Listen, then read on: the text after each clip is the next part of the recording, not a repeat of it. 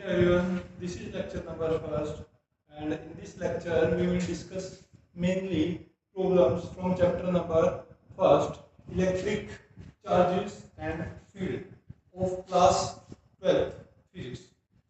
My name is Rahul Panchal and you are watching Ignite Physics. So before watching these lectures you have to मैं मान के चल रहा हूँ कि आप लोगों ने थ्योरी का पोर्शन कंप्लीट कर चुके होंगे, ठीक है, और बिकॉज तभी जाके आप इन लेक्चर्स को क्या कर पाओगे बेटा, अंडरस्टैंड कर पाओगे। चलिए स्टार्ट करते हैं। So this is a some brief introduction of topics. तो ये कुछ एक टॉपिक्स हैं जो हमने क्या किया है बेटा, पढ़े हैं 12th क्लास के अंदर, तो फर्स्ट चैप्टर के अंदर इलेक्ट्रोस्टैटिक हमारी फर्स्ट यूनिट जिसके अंदर दो चैप्टर आते हैं बेटा, चैप्टर नंबर फर्स्ट और chapter number second, electrostatic charge at rest.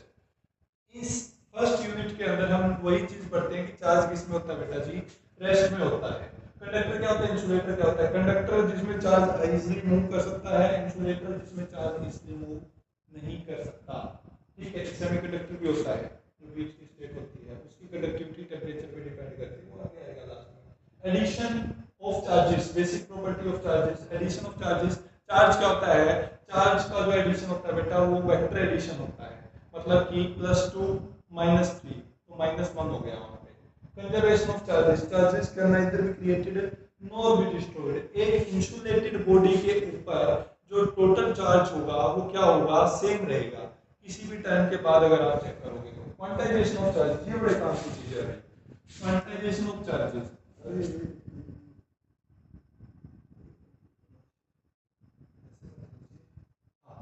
Quantization of charges क्या है, क्वांटाइजेशन ऑफ चार्जेस है Q = NE। तो यहाँ पर E क्या था भाई, E की वैल्यू थी आपकी 1.6 × 10⁻⁹ कूलम्ब, और N क्या था, N क्या था भाई, N इंटीजर, ठीक है। ये चीज आपने पढ़ी होगी।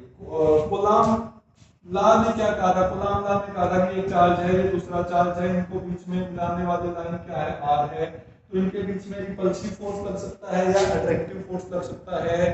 उसकी जो मैग्नीट्यूड होगा वो क्या होगा, वो ये होगा Q1 Q2/R, where R is the distance between charge Q1 and Q2। ये एक सेंट्रल फोर्स था बेटा, क्या था, सेंट्रल फोर्स था। सेंट्रल फोर्स वो फोर्स होते हैं जो अप्लाई करते हैं along the line joining of the charges. For example gravitational force, it is also a central force. क्यों, क्योंकि उसमें भी अगर तुमने ग्रेविटेशनल फोर्स का फार्मूला पढ़ा वो भी कुछ इसी टाइप का था, वहां पे था G m1m2/r², ये मास m1 था, यहाँ पे मास m2 था। लेकिन this is a very big force, इसके कंपैरिजन में ये हाथी है, इसके कंपैरिजन में ये हाथी है। अगर इसकी बात करोगे ये 10⁻⁻11 कुछ था, और इसकी कांस्टेंट की बात करो ये 10⁻9 है, वो बहुत मल्टीपल है, ठीक है। तो ये बहुत, ये स्ट्रॉन्ग फोर्स है, ये वीक फोर्स है, इसके कंपैरिजन में ये स्ट्रॉन्ग फोर्स है, ठीक है। बात करते हैं आगे, इलेक्ट्रिक फ्लक्स, इलेक्ट्रिक डायपोल। ये सारी की सारी चीजें बेटा आपने कहाँ पढ़ी होगी, फर्स्ट चैप्टर में पढ़ी होगी, ठीक है। इस फर्स्ट चैप्टर से रिलेटेड जितने भी प्रॉब्लम्स हैं एनसीईआरटी के अंदर और हमारी क्या है नीट में और जेई में जो प्रीवियस ईयर आए हुए हैं, वो सारे के सारे हम कोशिश करेंगे नेक्स्ट 3 लेक्चर के अंदर हम कंप्लीट कर दें। चलो तो स्टार्ट करते हैं।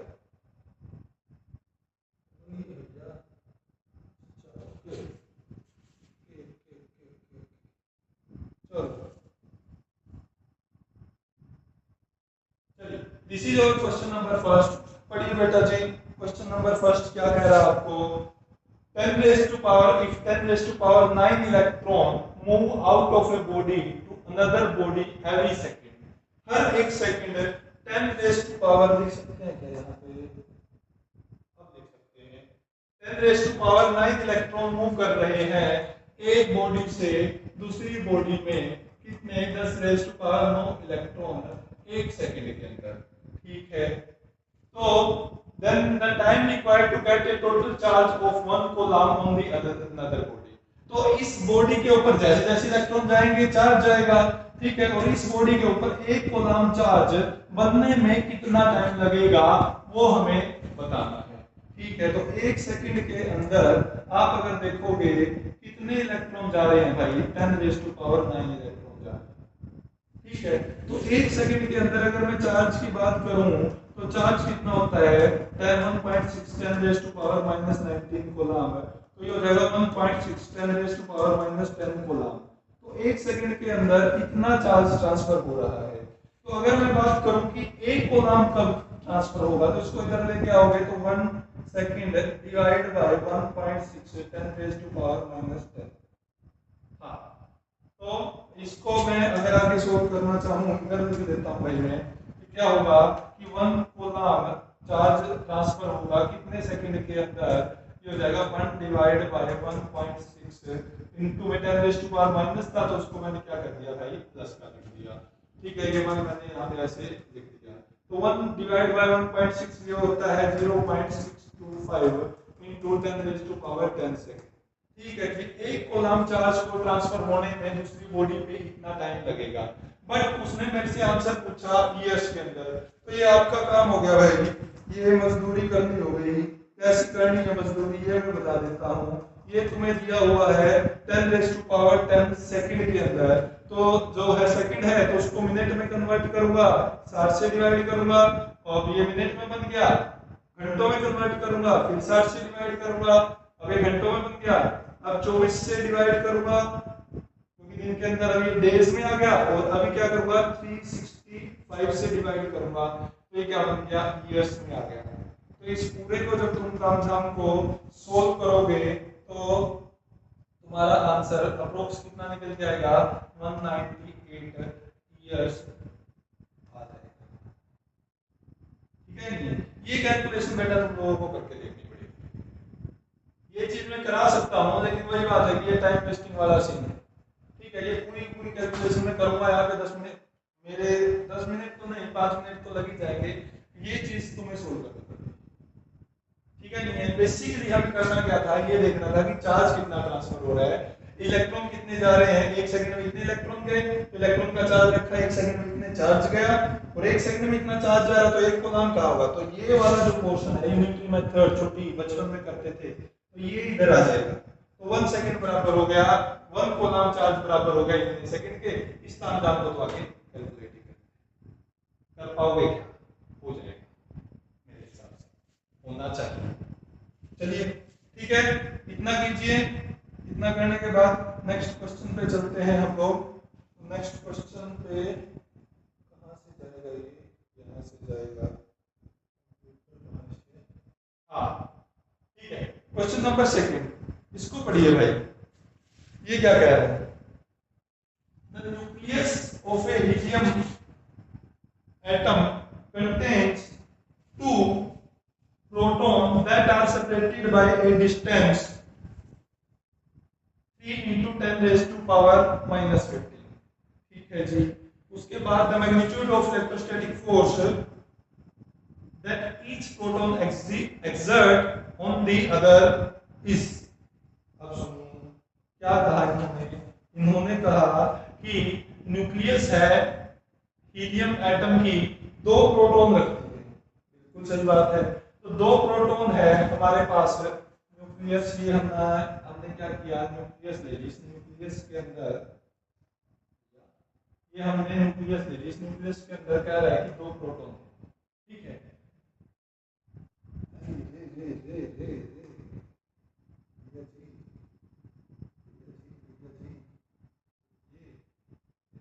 क्या हो गया। हाँ, तो इस न्यूक्लियस के अंदर हमारे पास क्या है, 2 प्रोटॉन है, एक ये प्रोटॉन है, एक ये प्रोटॉन है, ये P लिख दिया हमने। ठीक है, सेपरेटेड बाय डिस्टेंस ऑफ 3 × 10⁻⁻15। तो ये जो सेपरेटेड बाय डिस्टेंस r मान लेता हूं इसको, ये कितना है 3 × 10⁻⁻15 मीटर, इतनी डिस्टेंस से सेपरेटेड है। The magnitude of electrostatic force that each proton exist on the other, ये प्रोटॉन इस पर एग्जिस्ट कर रहा है, एक्सर्ट कर रहा है, वो फोर्स कितना है। तो फोर्स का हमें फार्मूला पता है, ये कूलम लॉ से क्या है, equal to k q1 q2 by r square. तो k की वैल्यू थी 9 × 10⁻⁹, ज्यादा खा लिया। Q1 क्या है? Q1 की वैल्यू प्रोटॉन, प्रोटॉन के ऊपर चार्ज कितना, वही प्लस वाला 1.6 10 raise to power minus 19 into में 1.6 10 raise to power minus 19 divide by r square. r ये दे रखा आपने को, और 3 इनटू में 10 रेज टू पावर माइनस 15 का स्क्वायर। अगर तुम ध्यान से देखो ना, ये क्या है, 10 raise to power minus 15 fermi, fermi level. Nucleus का जो साइज होता है वो फर्मी लेवल में होता है, जो एटम का साइज होता है वो एंगस्ट्रॉम में होता है। एंगस्ट्रॉम मतलब 10 रेज़ टू पावर माइनस 10। ठीक है, तो वहां पे यूज होगा आगे वो न्यूक्लियस वगैरह में पढ़ोगे। तो इसको सोल्व कर लेते हैं भैया। तो ये क्या होगा, ये तो ऐसे ही आ गया 9 into 10 raise to power 9 into में 16 गुना 16 256 ऐसा।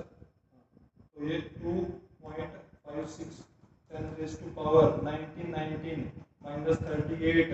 ठीक है, 3 का स्क्वायर 9 और 15 का स्क्वायर 30, सॉरी 15 की मल्टीपल में होगा ना, तो 30 माइनस का। ठीक है, इसको सोल्व कीजिए। तो 9 से तो 9 कट गया मेरा, तो आगे आ गया 2.56। तो इसको ऊपर लेके जाऊंगा तो प्लस का हो जाएगा, तो 10 रेज़ टू पावर 30 और प्लस वो है 9 इनटू में 10 रेज़ टू पावर माइनस 38। तो ये आ गया 2.56 10 रेज़ टू पावर इतना, ये आ गया 39 माइनस में 38। तो इसको जब आगे सोल्व करोगे तो फोर्स की वैल्यू निकल के आएगी 2.56 इनटू में 10 रेज़ टू पावर इतना 1। तो इसको मल्टीप्लाई करोगे 25.6 Newton will be the answer. This is the force exerted by the one proton to another proton. ठीक है, ये सिंपल हमें फार्मूला पता था। ये फार्मूला किसने दिया था भैया, कूलाम ने दिया था। ठीक है, और यहाँ पे मैंने निकाला एक आर कैप भी आता है जो क्या बताता है डायरेक्शन। इस केस में अगर मैं डायरेक्शन देखूं, ये भी पॉजिटिव है और ये भी पॉजिटिव है, तो ये क्या करेंगे, ये रिपल्सिव फोर्स एक्सर्ट करेंगे। ये पॉजिटिव चार्ज है, तो फोर्स कैसा एक्सर्ट होगा भैया, रिपल्सिव फोर्स एक्सर्ट होगा। ठीक है, सही है। उतारिए, उतारने के बाद वीडियो रोकिए, इसको कंप्लीट को उतारिए, उसके बाद नेक्स्ट क्वेश्चन पे ट्राई, नेक्स्ट क्वेश्चन में चलते हैं।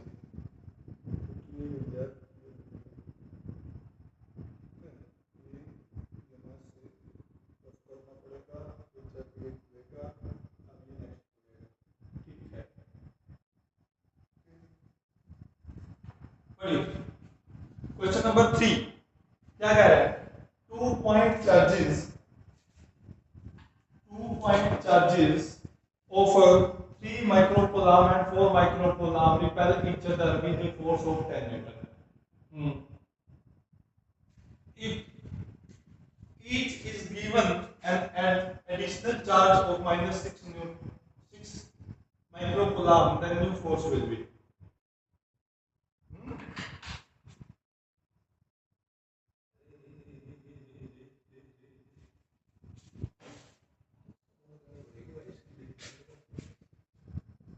हाँ, तो कह रहा है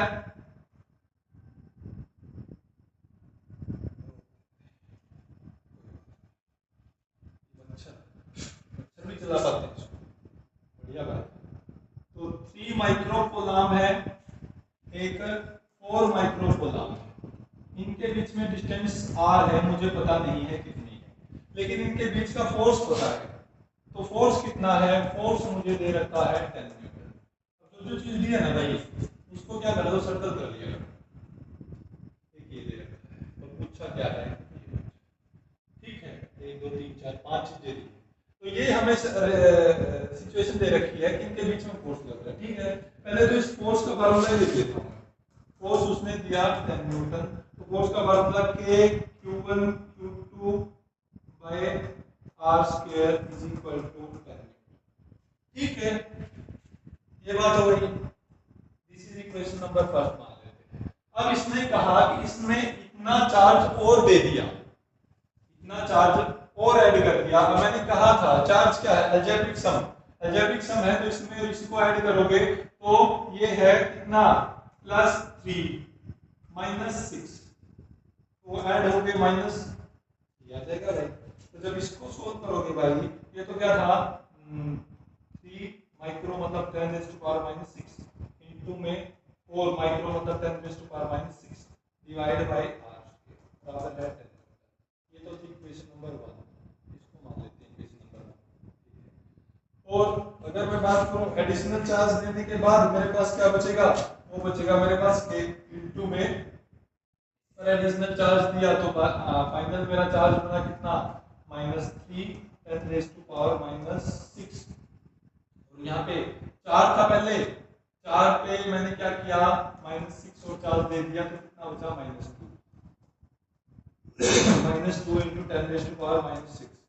इतनी बात हो गई।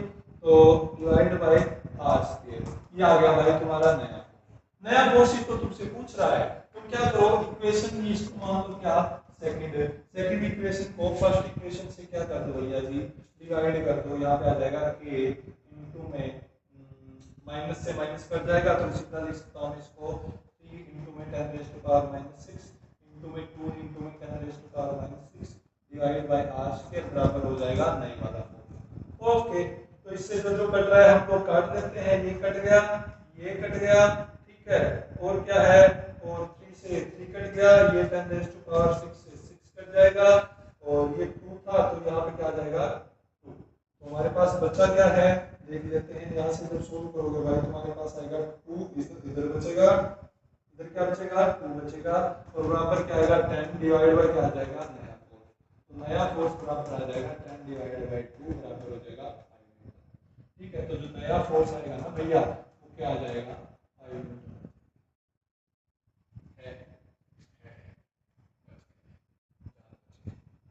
5 न्यूटन है। ठीक है, तो ये चीज निकल के आ जाएगी। करना कुछ नहीं था, फोर्स का फार्मूला दिया हुआ था, ये मैंने फोर्स का फार्मूला लगाया ना, आर दे रखी थी मेरे पास और बाकी चीजें तो थी। तो सेम इक्वेशन लगा के मैंने ये सोल्व किया। दूसरी मैंने इक्वेशन कही कि उसमें नया चार्ज ऐड कर देना है। ये पुराना चार्ज था मेरा, क्यों मान लेता हूँ ये मेरा क्या है नया चार्ज है। तो नया चार्ज ऐड करने के बाद ये आया था और इसमें ऐड करने के बाद ये आया था, तो मैंने ये पुट कर दिया। इस इक्वेशन को इससे डिवाइड किया, क्यों, क्योंकि ये वाला कांस्टेंट और ये वाला कांस्टेंट, ये वाला कांस्टेंट और ये वाला कांस्टेंट क्या थे सेम थे, डिवाइड करोगे तो कट जाएंगे। तो इक्वेशन क्या होगी सिंपलीफाई होगी, आंसर हमारा क्या निकल के आ गया 5 न्यूटन निकल गया। ठीक है, चलिए आगे चलते हैं।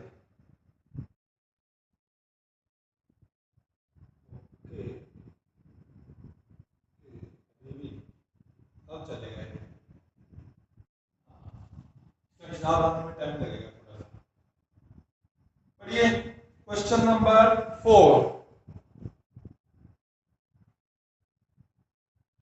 क्या कह रहा है, under the action of given coulombic force the acceleration of electron is 2.5 into 10⁻22। Permanently रह रहा है क्या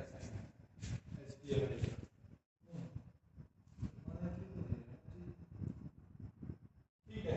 then the magnitude of the acceleration of proton under the action of same force nearly कुछ टाइम के बाद जाता है।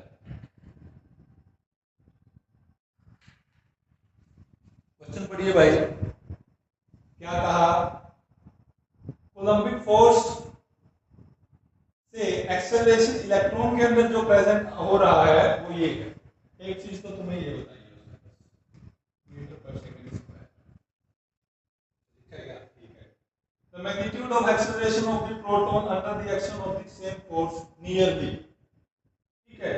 तो इसने क्या कहा कि अगर प्रोटॉन को ऊपर सेम फोर्स लगाया जाए तो एक्सेलरेशन कितना होगा। मैं देखूं अगर तुमने या तुम्हें थोड़ा बहुत कुछ पढ़ा है तो एक फार्मूला होता है F इक्वल टू, ठीक है। हाँ, तो फोर्स अगर मैं यहाँ से एक्सेलरेशन निकालूंगा भैया जी तो आएगा फोर्स डिवाइड बाय m। और फोर्स मतलब कि फोर्स किस पे डिपेंड करता है, इनवर्सली प्रोपोर्शनल है।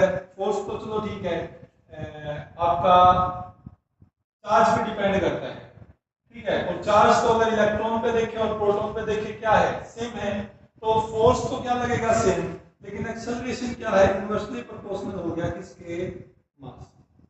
एक्सेलरेशन क्या हो गया इनवर्सली प्रोपोर्शनल मास पे, तो एक्सेलरेशन ऑफ प्रोटॉन बराबर होगा इनवर्सली प्रोपोर्शनल होगा मास ऑफ प्रोटॉन, और acceleration of electron inversely proportional होगा मास ऑफ इलेक्ट्रॉन के। इन दोनों को डिवाइड कर दो तो क्या आ जाएगा, AP डिवाइड बाय AE बराबर होगा ME डिवाइड बाय MP। हाँ, इसको सोल्व कर लीजिए मेरे ख्याल से एक, हाँ मास तो हमें पता ही है और एक का एक्सेलरेशन भी पता है, निकल जाएगा। तो यहाँ से निकालिए भाई, AP बराबर होगा क्या, ME डिवाइड बाय MP ये, और इनटू में क्या आ जाएगा A। ठीक है, ठीक है। तो ME कितना था, mass of electron divide by mass of proton. इसका तो सीधा सीधा एक रेशियो होता था, अगर तुम्हें याद हो। ये मैं लिख लेता हूँ एक बार के लिए, ठीक है, 10⁻22 मीटर पर सेकेंड। हाँ, तो अगर मैं इसका रेशियो देखूं तो मेरे को जहां तक आ रहा है 1800 समथिंग कुछ होता था। तो मैं मास ही लिख लेता हूँ। अगर मैं क्या करता हूँ, मास लिख ही लेता हूँ। अगर मुझे 100 करने की जरूरत पड़ी तो मैं 100 ही कर दूंगा कंप्लीट।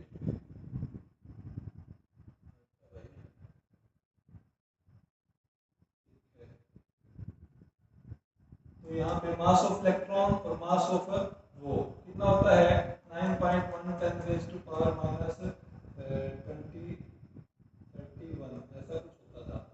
और एक होता था 1.67 10 to power mass of proton, यहाँ पे 27 होता था, यहाँ पे 31 होता था। ठीक है,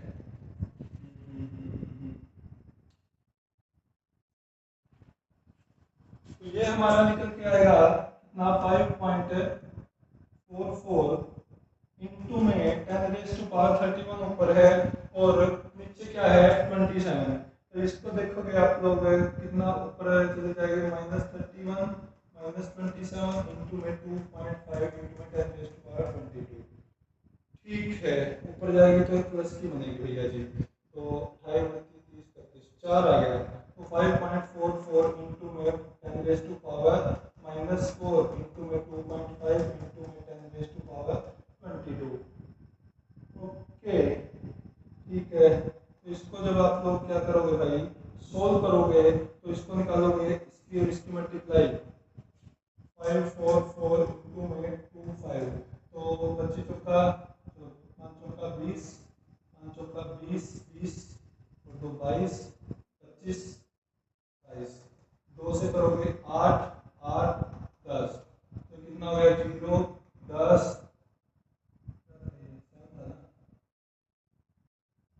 तो 15 16 3 कितना हो गया भैया। तो इसको जब सोल्व करोगे 13600 इंटू 10⁻⁻, माइनस कितना बच गया, ये इसको निकाला जाएगा तो -4, यहाँ पे कितना आ रहा था,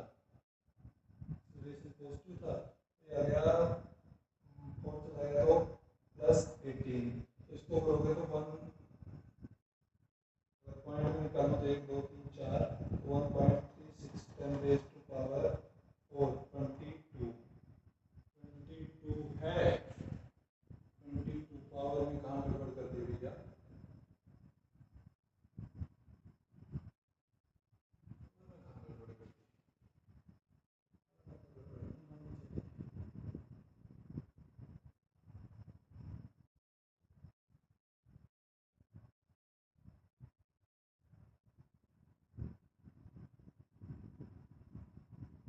ओके। ये देखो भाई, ये 5 ये 1.36 सॉरी 13 पॉइंट समथिंग कुछ आना चाहिए इसका। तो अब 1.3 करोगे तो ये क्या हो जाएगा, 19 हो जाएगा। ये कम कर दिया तो ज़्यादा, तो ये क्या हो जाएगा 19। अब देखिए 19 में ठीक है, ये तो हो गया हमारा। ओके, तो इसके अप्रोक्स कौन सा है, अप्रोक्स हमारे पास यही फिट बैठ रहा है। अगर मैं पावर की बात करूँ, पावर तो देखो यही भी फिट बैठ रही है, तो ये और कोई ऑप्शन चेक करने की जरूरत ही नहीं थी। पावर सबसे पहले तो इम्पोर्टेंट है, फिर न्यूमेरिकल वैल्यू। ये भी देखो तो इसके आसपास ही बैठ रही है, सबसे नजदीक न्यूमेरिकल वैल्यू यही है। तो ऑप्शन कौन सा हुआ तुम्हारा ठीक है, सी ऑप्शन ठीक हुआ। ठीक है नहीं है, आगे चला जाए। ठीक है,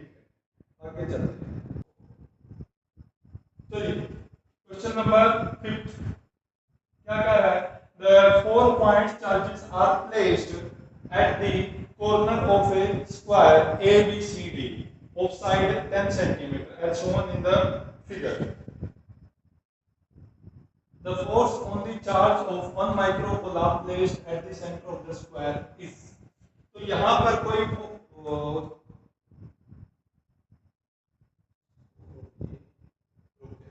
यहाँ पे कोई चार्ज रखा है 1 माइक्रोकोलॉम का चार्ज रखा गया है, तो इस पर क्या कह रहा है, फोर्स पूछ रहा है तुमसे, पर पूछा फोर्स, ये कुछ अरेंजमेंट दी हुई है उसमें, और ये जो तुम्हारी साइड है वो कितनी है 10 सेंटीमीटर की, ठीक है, ये 10 है, स्क्वायर है, तो ये भी 10 सेंटीमीटर होगा, ठीक है, ये √2 a मतलब √2 10 होगी, इतना तो पूछा ही नहीं है। ये इसके ऊपर क्या वन को नाम है पॉजिटिव नेगेटिव, तो ये इसको ट्रैक्ट करेगा भैया जी इस तरीके से F1 फोर्स लगा देते हैं, और ये देखो ये पेयर भी सेम है, और ये नेगेटिव ये पॉजिटिव, तो ये भी इसको क्या करेगा F1 फोर्स से ये ट्रैक्ट करेगा। F2 लिख सकते हो, लेकिन F2 लिख देता हूं इसको मैं, तो F1 बराबर होगा F2 बराबर होगा कि 1 माइक्रो इनटू में 4 माइक्रो डिवाइड बाय में r इसको इस डिस्टेंस को मैं एक बार के लिए r मान लेता हूं, तो ये क्या जाएगा r, तो इसको मैं अगर मैं बात करूं कि इनटू में 10 raise to power -12 divide by r square, ये फोर्स आएगा F1 भी और F2 भी। मुझे ये तो नहीं बताना था, मुझे ये बताना था कि ये दोनों क्या थी, ये दोनों सेम है और इनकी डायरेक्शन क्या है अपोजिट है, तो ये फोर्स इसको कैंसिल कर देगा, ठीक है। यहाँ पे भी देखोगे ये पेयर और ये वाला पेयर क्या है सेम है, तो जितना फोर्स इधर F3 लगेगा उतना ही फोर्स इधर F4 लगेगा, क्यों, क्योंकि पेयर दोनों सेम है और डिस्टेंस भी क्या है सेम है, तो अगर पेयर सेम हो डिस्टेंस सेम हो तो तुम्हारे ऊपर फोर्स भी क्या लगता है सेम लगता है, तो इस वाले फोर्स को ये कैंसिल कर देगा, इस वाले फोर्स को ये कैंसिल कर देगा, नेट जो इसके ऊपर फोर्स आएगा भैया 0 आएगा, ये क्या है वेक्टर एडिशन, ठीक है, ये सिंपली। और एक जनरल सी बात समझ लो कि जब भी आपके चार्जेस कहाँ रखे होंगे, एक सिमेट्रिक फॉर्म में चार्जेस रखे हों, मतलब यहाँ पे -4 है तो यहाँ पे -4 हो, यहाँ पे 3 है तो यहाँ पे, मतलब आमने सामने वाले चार्जेस क्या हो सेम हो और सेंटर के ऊपर कोई चीज रखी हो, तो उस टाइम पे क्या होगा तुम्हारा नेट जो फोर्स आएगा वहां पर क्या निकल के आएगा 0 निकल के आएगा, एक जनरल सी बात है, ठीक है। तो बताते हैं और नेक्स्ट क्वेश्चन पे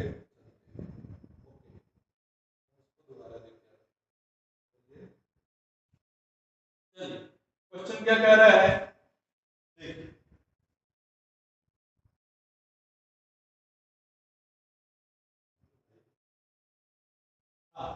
three charges of equal magnitude are placed at the vertices of the equilateral triangle।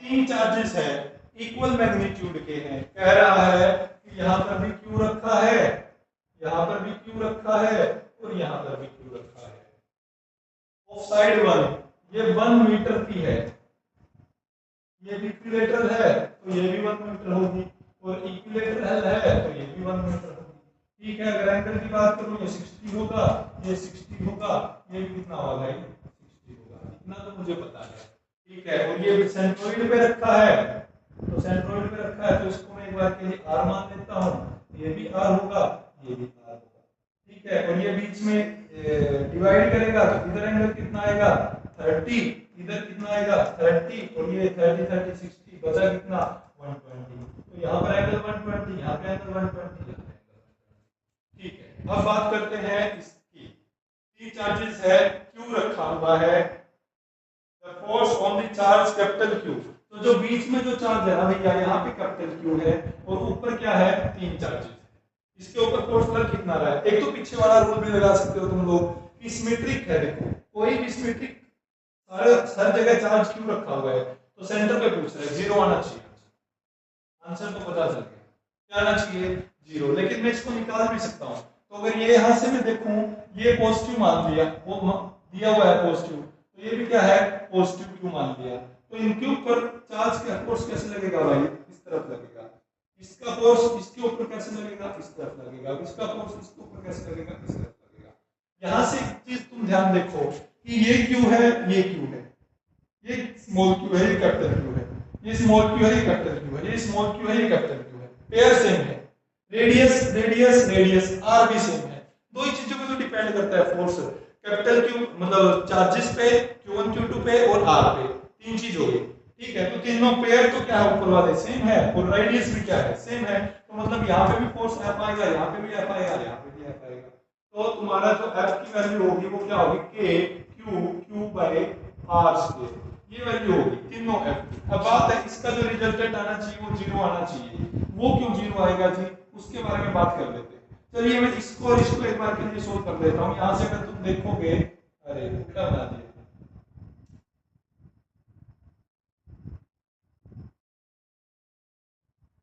नहीं उल्टा बना दिया, सही बना दिया। इसका फोर्स क्या लगेगा, ऐसे लगेगा, इसका फोर्स क्या लगेगा, ऐसे लगेगा, इसका फोर्स क्या लगेगा, ऐसे लगेगा। तो इन दोनों के बीच में एंगल देखो भाई, इन दोनों के बीच में एंगल कितना बनेगा, 120। तो अगर मैं फाइनल रिजल्टेंट देखूंगा 1 का और 2 का, तो इन दोनों का रिजल्टेंट होगा अंडर F1 का स्क्वायर प्लस F2 का, F ले लेता हूँ, F2 का square plus 2FF cos of 120 degree. इसको जब तुम सोल्व करोगे तो तुम्हारे पास क्या निकल के आएगा, 2F² प्लस में 2F² cos 120, आई थिंक ये होता है -1/2। तो इसको काटोगे तो तुम्हारे पास क्या निकल के आएगा, 2F² माइनस में F² तो बराबर हो जाएगा √F²। तो यहाँ से जब तुम फाइनल क्या निकालोगे, F रिजल्टेंट की वैल्यू निकालोगे भैया, वो क्या आ जाएगा, F आएगा। तो यहाँ से हमें पता चला इन दोनों का जो रिजल्टेंट आएगा ना भाई, वो क्या निकल के आएगा, वो F ही आएगा। ठीक है, अगर मैं तुम्हें थोड़ा अलग कलर में इसको शो करने की कोशिश करूँ, तो इन दोनों का जो रिजल्टेंट आएगा ना, वो क्या आएगा, वो कैपिटल F ही आएगा। तो अगर इसको मैं और अच्छे से शो करना चाहूँ, ऊपर जो ये वाला है, ये हमारा रिजल्टेंट आया है किसका, इन दोनों का, और जो नीचे था ये वाला F का पहले से था ही, तो एक ऊपर F है एक नीचे F है, तो फाइनल F कितना आना चाहिए, 0 आना चाहिए। इस तरीके से भी इसको क्या कर सकते हो, सोल्व कर सकते हो। वेक्टर एडिशन है सिंपली, तीन फोर्स है, तीन फोर्स का रिजल्टेंट निकालना है। 11th क्लास में तुमने इतना कुछ तो मेरे ख्याल से हम करके आए। ठीक है, तो बात करते हैं नेक्स्ट क्वेश्चन। चलिए कैसे महाराज को सुनाना भी तो है, महाभारत से कम थोड़ी है। क्वेश्चन नंबर 7 पढ़िए भाई। क्वेश्चन नंबर 7 क्या कह रहे हैं, particle of mass this and charge this is thrown at the speed of this engaged in electric field distance traveled by the particle before coming to rest. Okay.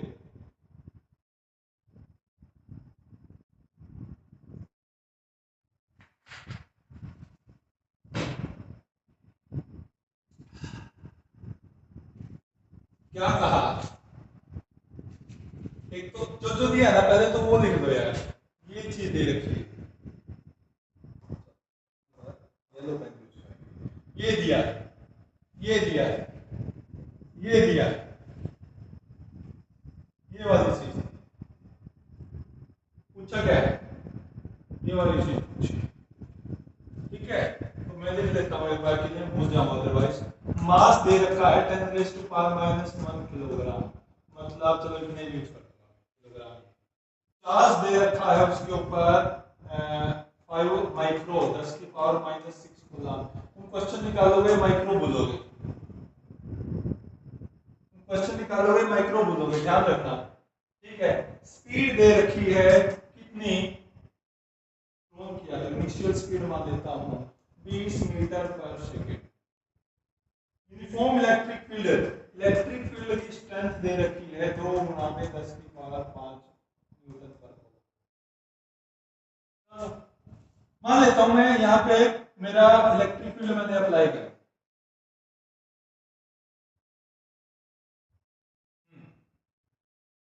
तो मैंने electric field मान लेते हैं ऐसे है,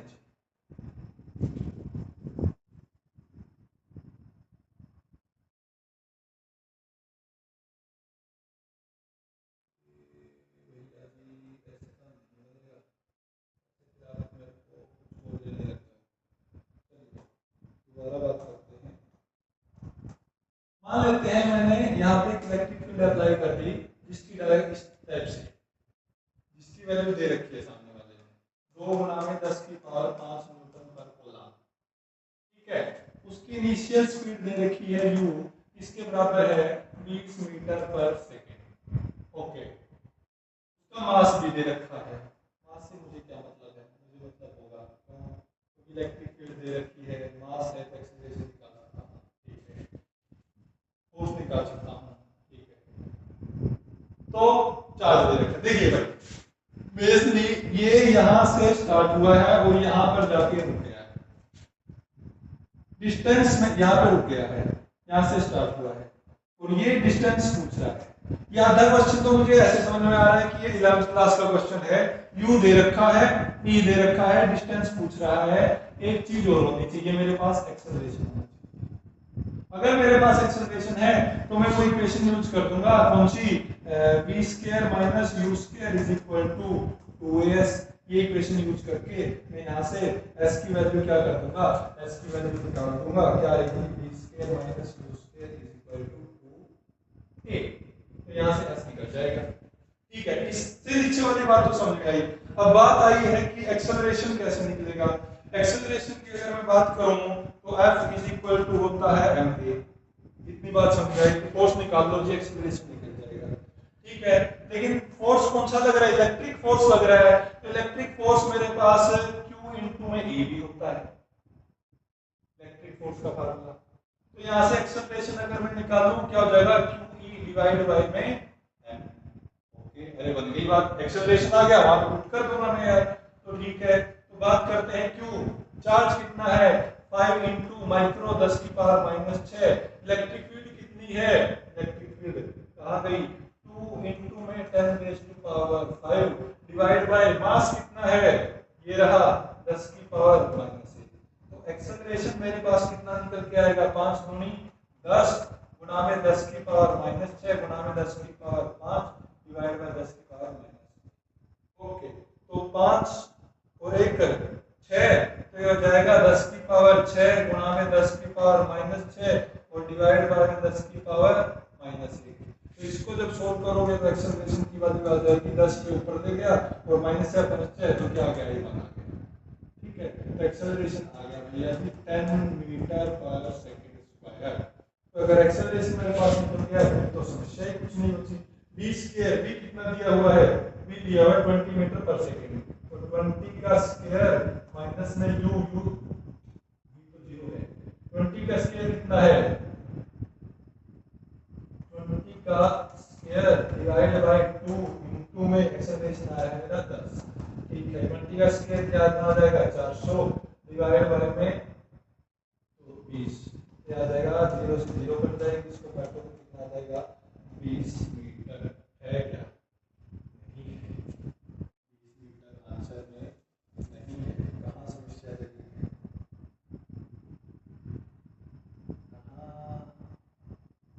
कहाँ गड़बड़ है भैया।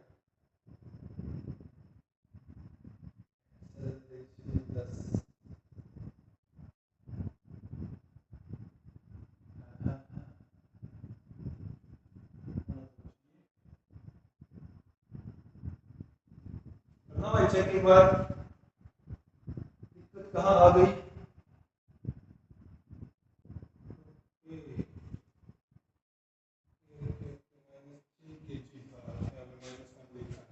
ओके। प्रॉब्लम ये है भैया, जो यहाँ पे स्प्रिंट है तो ये क्या है -3 kg है, -3 kg है। तो यहाँ पे -3 होगा, यहाँ पे -3 होगा, तो तुम्हारा यहाँ पे -3 आ जाएगा, यहाँ पे -3 आ जाएगा, यहाँ पे -3 आ जाएगा। और जब तुम इसको सोल्व करोगे तो एक्सेलरेशन तो 3 आ जाएगा ऊपर और 3 आ जाएगा यहाँ पे। तो जब यहाँ पे सोल्व करोगे तो यहाँ पे भी 3 आएगा, तो इसको सोल्व करोगे तो 2 0 नीचे आएगी, हाँ 2 0 और आएगी, तो 2 0 आएगी तो डिवाइडेड बाय में 100 और आएगा, तो जब जाके 0.2 मीटर आना चाहिए। कैलकुलेशन में कोई भी प्रॉब्लम नहीं थी, बस ये क्या था, ये 50 में जिस टाइम पे क्वेश्चन लिखा होगा तब ये मिसप्रिंट हो गया होगा कि यहाँ पे मास की जो वैल्यू है वो क्या है 0.1 ग्राम। ठीक है, नहीं था, सिंपली फोर्स को देखना है, ये दोनों चीजें फोर्स से आती है आपकी। ओके, तो यहाँ से एक्सेलरेशन निकाल लोगे, एक्सेलरेशन निकाल लोगे, तो अगर एक्सेलरेशन निकल गया फिर तो ये क्वेश्चन 12th वाला बन गया, इक्वेशन ऑफ मोशन होती है जो, उसमें अप्लाई करो, ऐसे वैल्यू निकालो। ठीक है क्या? ठीक, चलिए आगे करते हैं।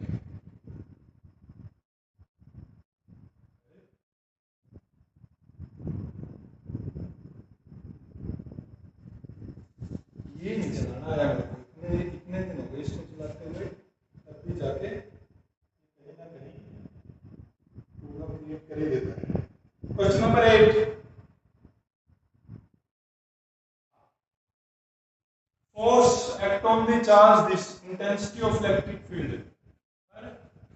सिंपल, फोर्स दिया है, चार्ज दिया है, इलेक्ट्रिक फील्ड पूछा है, ये तो अभी यूज किया हमने, F इक्वल टू QE। तो ये क्वेश्चन तो हम अभी करके हटे हैं, F इक्वल टू QE, तो E इज इक्वल टू क्या आएगा, F डिवाइड बाय में Q। तो F की वैल्यू कितनी दे रखी है, 2.25, चार्ज की वैल्यू कितनी दे रखी है, 15 इंटू 10⁴। ऐसे न्यूमेरिकल वैल्यू देता तो नहीं है, यहाँ पे तो 10 आएगा ही आएगा, यहाँ पे 1.5 आएगा ही आएगा। ये लिखने वाली की समस्या कर दी कंप्यूटर में। चलिए कोई नहीं, इसको सोल्व करते हैं। तो इसको मैं ऊपर ले जाऊंगा, 2.25 इंटू 10⁴ डिवाइड बाय 15। तो इसको सोल्व करते हैं तो आ जाएगा 225, 2 5 से कट जाएगा तो 0, डिवाइड बाय में 15। तो इसको अगर मैं सोल्व करना चाहूँ, ये इनटू में 100 ही मान लेता हूँ इसको। 5 पे काटूंगा इससे, तो 5 पे कटने के बाद क्या होगा, 5 5 ये 15, और ये 5 पे काटूंगा तो कितना हो जाएगा, 20। ठीक है, और इसको 5 पे काट लेते, 3 पे काट लेते हैं, ये कितने में जाएगा भाई, 7 या 21, और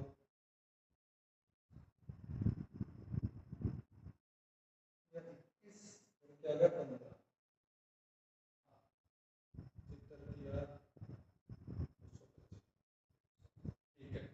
कितना हो गया, तो ये आ गया तुम्हारा 75 इंटू में 20, तो इलेक्ट्रिक फील्ड, और यहाँ से अगर तुम निकाल लोगे तो आ जाएगा 75 इंटू में 2, 150।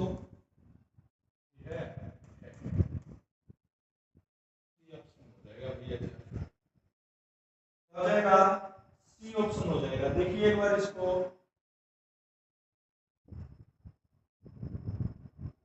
देखिए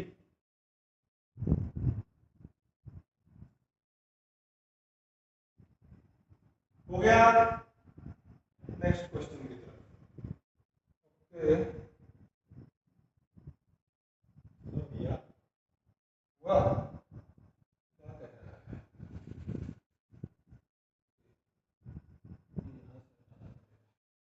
आदत पड़ेगी थोड़े टाइम में। The dimensional formula for electric field intensity, क्या the dimensional formula for electric field intensity, E का डायमेंशन फार्मूला पूछ रहा है, वही formula use, F equal to Q into में E। तो E होगा बाई फोर्स डिवाइड बाय में चार्ज। फोर्स का dimension formula, force M into में A, LT minus 2, charge AT, charge current क्या होता है भाई, करंट, चार्ज डिवाइड बाय में टाइम, तो चार्ज क्या होगा, करंट डिवाइड बाय में टाइम, तो करंट का क्या हो गया, एम्पियर, इसका AT ठीक लिखा है, कंफ्यूज कर रही है। M ऐसे आ गया, L ऐसे ही आ गया, T -3 आ गया, A -1 आ गया। तो चोरी का क्वेश्चन था भैया, थोड़ा हमारी तो थोड़ी बहुत है, कहाँ है, ML T -3 A -1, ये हो जाएगा, हो सकता है, हो सकता है। चलिए नेक्स्ट क्वेश्चन, क्वेश्चन नंबर 10। ऐसा करते हैं 15 तक आज करते हैं, उसके बाद जितने भी क्वेश्चन होंगे इसमें वो नेक्स्ट लेक्चर में करते हैं। 5 charges each of value q are placed at the corner of a regular pentagon of side A. Electric field at फिर वही बात, ये एक सिमेट्री हो गई। जब भी सिमेट्रिकल चार्जेस मिले तो तुम क्या कर दो भाई, सीधा आंख बंद करके जीरो लगा, देखना ही नहीं है। सिमेट्री हो मतलब कि तुम्हारे पास देखो,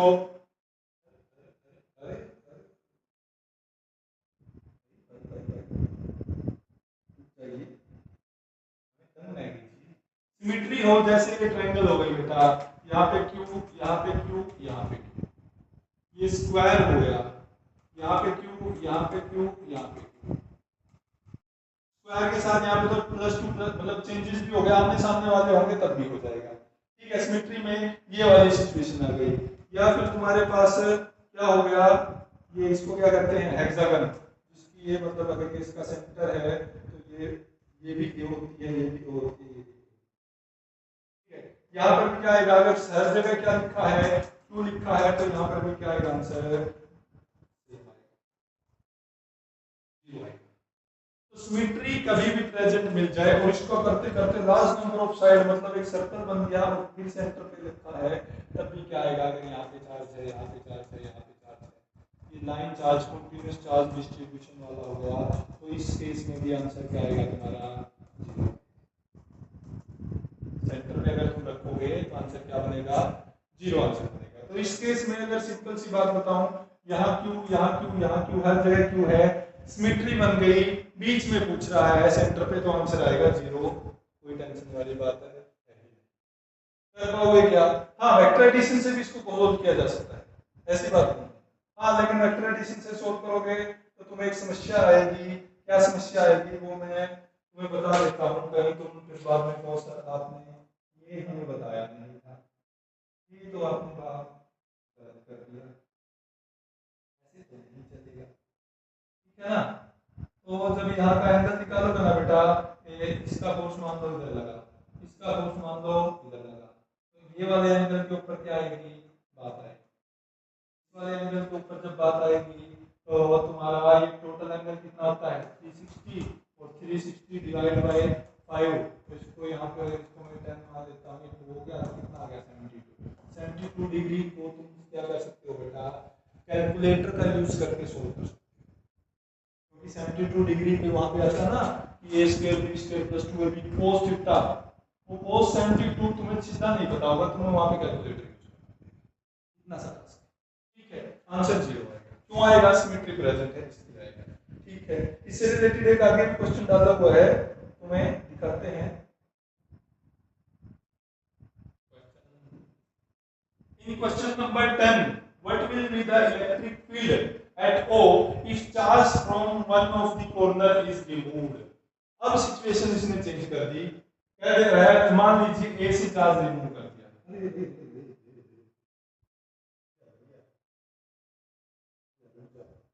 हमें करना है पहले भी करना हो चुके,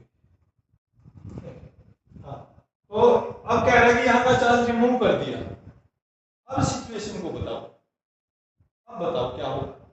अब वो खेल गया तुम्हारे साथ, उसको पता चल गया कि तुम्हें एक चीज पता चल गई कि सिमेट्री अगर प्रेजेंट है, हर कॉर्नर पे चार्ज प्रेजेंट है, तो बीच में सेंटर पे आंसर क्या आता है, जीरो आता है। उसने कहा ठीक है, एक कॉर्नर का चार्ज हटा देता हूं, उसने एक कॉर्नर का चार्ज हटा दिया तो हमारे पास ये चार्ज प्रेजेंट हो गए। अब बताइए सिचुएशन क्या होगी, ठीक है, वो हमारे साथ खेल रहा है तो आप उसके साथ खेलो। आप क्या करो, आपको चार्ज रखे हुए का तो आंसर पता था, एक चार्ज रख लो और इसको यहाँ पे फाइनली देखे तो चार्ज जीरो होना चाहिए, यहाँ पे दो एक चार्ज माइनस का रख लो, मतलब टोटल चार्ज तो यहाँ पे अभी भी क्या है, जीरो है, सॉरी हाँ जीरो है। तो अब क्या करो, इस वाले पोर्शन को तो अलग से सोल्व कर लो और इस चार्ज को क्या कर लो अलग से। तो इस वाले पोर्शन का तो हमें क्या पता है भैया जी, इस वाले पोर्शन का तो हमें पता है, इसको भूल जाओगे बाय के लिए, इसका तो आंसर क्या आना है जीरो, इसका आंसर तो है जीरो। तो अब हमें आंसर किसका निकालना पड़ेगा, सिर्फ यहाँ पे एक माइनस चार्ज प्रेजेंट है, उसका आंसर निकालना। दोबारा सुन लीजिए मैं क्या कहना चाह रहा हूँ, मैं कहना चाह रहा हूँ कि अगर वो कह दे, वो तुम्हें कह रहा है कि मैंने क्या किया भैया, यहाँ का चार्ज ही रिमूव कर दिया, यहाँ का चार्ज ही रिमूव कर दिया, यहाँ पे चार्ज है ही नहीं, चार चार्ज प्रेजेंट है, लेकिन तुम्हें इसका आंसर बनाना 5 चार्ज के बाद तुम क्या करो, तुम यहाँ पे एक एक्स्ट्रा चार्ज ऐड कर दीजिए। क्यों? क्योंकि हमें क्या करना है, हमें इससे मतलब थोड़ी है कि कैसे आंसर निकालना है। तरीका तो हमारा हो सकता है, यहाँ पे एक चार्ज प्रेजेंट कर दिया और एक माइनस चार्ज प्रेजेंट कर दिया, अलजेब्रिक सम यहाँ पे 0 होना चाहिए क्योंकि उसने रिमूव कर रखा है। तो इस नीचे वाले पोर्शन की वजह से आंसर क्या आएगा यहाँ पे 0। ठीक है, दो सिचुएशन होगी ना, और एक ऊपर वाले पोर्शन की वजह से आंसर निकाल दो। इसकी वजह से देखा जाए r है, ये माइनस है, तो ऊपर की तरफ फोर्स लगेगा और आंसर क्या होगा तुम्हारा, अगर देखोगे तो इसकी वजह से यहाँ पर कैपिटल Q रखा था तो फोर्स बदलेगा Q बाय माइनस का मतलब ऊपर की तरफ क्या है, नेगेटिव है ना, तो ऊपर की तरफ फोर्स लगेगा अलोंग OA, ऊपर की तरफ फोर्स लगेगा, ये बात। तो नीचे वाला पूरा सिमेट्री प्रेजेंट थी तो 0 हो गया, सिर्फ एक वो एक्स्ट्रा चार्ज बच गया था, उसकी वजह से मैंने क्या निकाल दिया, फोर्स निकाल दिया, सिंपल। एक और ऐसा कुछ डाला हुआ है हमने नेक्स्ट, तो उसको देखोगे तो तुम्हें और चीजें क्या हो जाएगी, क्लियर हो जाएगी। Question number 10, what will be the electric field at O if the charge Q is at replaced by minus Q? अब देखो, अब फिर वो तुम्हारे साथ खेल गया, उसने कहा अगर ऐसी सिमेट्री प्रेजेंट होती तो सेंटर पे चार्ज क्या आता, आंसर क्या आता 0। अब मैं क्या कर रहा हूँ, वो कह रहा है कि यहाँ पे मैंने क्या कर दिया, नेगेटिव कर दिया, माइनस क्यूब कर दिया।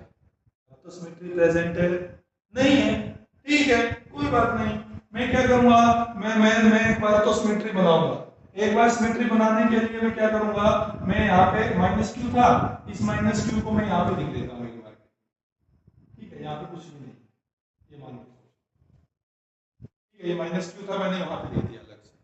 अब मुझे क्या चाहिए इसमें, एक बार के लिए सिमेट्री चाहिए, तो मैंने यहाँ पे एक प्लस क्यू ऐड कर दिया और एक माइनस क्यू ऐड कर दिया। देखा जाए तो क्या हुआ, प्लस क्यू ऐड होने से यहाँ पे सिमेट्री बन गई, इस माइनस क्यू को मैं शिफ्ट करके यहाँ पे लिख देता हूँ। ये वाला तो पहले वाला माइनस क्यू था जो उसने रखा हुआ था, ये दो चार्ज मैंने एक्स्ट्रा रखे हैं, ये दो क्यों रखे, एक प्लस का रखा एक माइनस का रखा, क्योंकि नेट चार्ज तो मैंने ही रखना, जो चार्ज मैं रखूंगा ना वो तो नेट चार्ज क्या होना चाहिए, 0 होना चाहिए। पिछली बार भी 0 था, पिछली बार हमें रखने की जरूरत पड़ी नहीं। अब ये नीचे वाले पोर्शन को देखोगे अगर तुम लोग, तो नीचे वाले पोर्शन में तो सिमेट्री प्रेजेंट है क्यू क्यू क्यू, तो नीचे वाले पोर्शन की तो क्या आ जाएगा आंसर 0 आ जाएगा। ऊपर देख लो चार्ज कितना है, ऊपर प्रेजेंट है चार्ज माइनस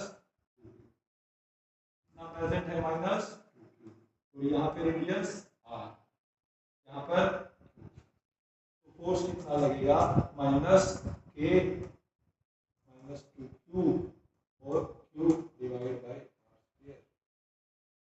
ठीक है, कहाँ लगेगा, किस तरफ लगेगा, along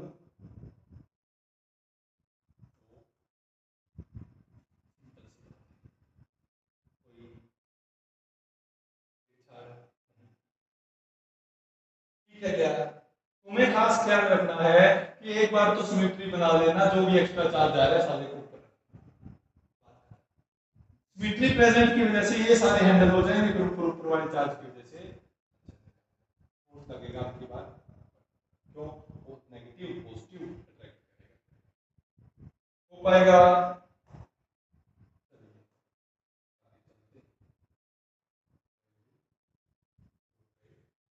Question number 30. A circular plane sheet of radius is placed in uniform length